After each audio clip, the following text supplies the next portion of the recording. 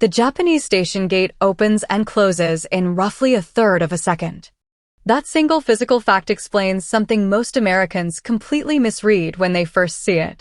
This video breaks down exactly how that gate works, why American transit gates move slower by design, and what that difference actually says about two very different systems built around two very different assumptions. Segment 1. The gate itself. Picture a Japanese station gate.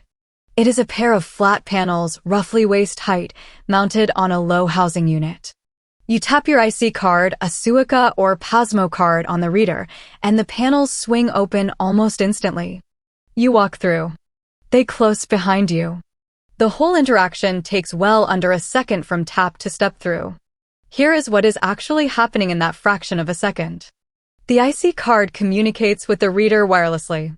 The fare is calculated and deducted in real time based on your entry station. No ticket to insert. No magnetic stripe to swipe. No cash to handle at the gate. The gate hardware itself is designed to move fast because the system behind it has already done all the work before your foot leaves the ground. The panels are also lightweight and spring-loaded to retract quickly if the system detects a problem, like a card that failed to read, so they close gently rather than slamming. That is a deliberate safety and flow decision. The gate is not trying to physically stop you. It is signaling whether your card cleared. Now compare that to what most Americans experience at a subway gate. Segment 2. Why American gates are slower by design. The New York City subway turnstile is one of the most recognized transit gate designs in the world.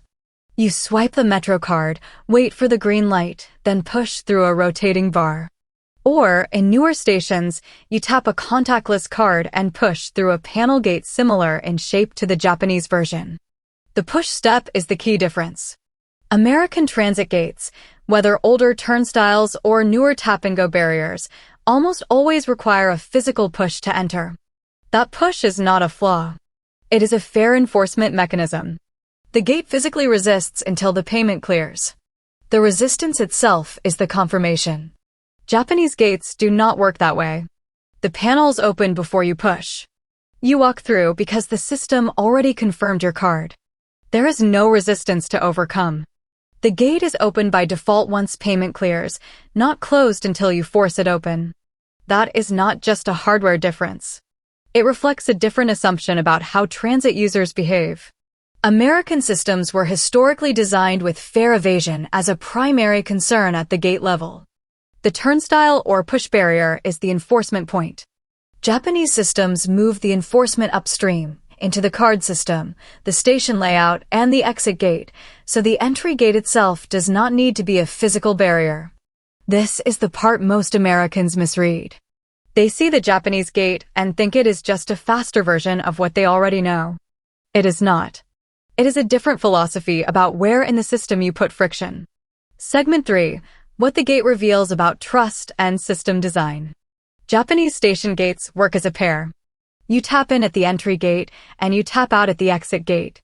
The fare is calculated based on the distance you traveled. If you do not tap out, your card gets flagged and a penalty fare is applied next time you use it. The enforcement is in the exit, not the entrance. This exit-based fare calculation is why the entry gate can afford to open quickly. The system does not need to hold you at the door. It will catch a fare problem on the way out, or the next time you use the card.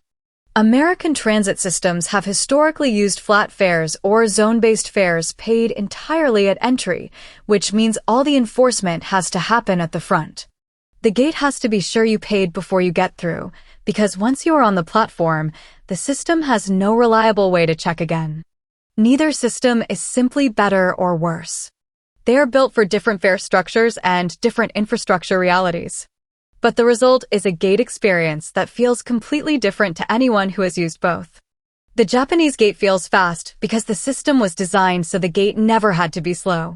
Most Americans who visit Japan notice the speed. Very few notice that the exit tap is what makes the entry tap possible.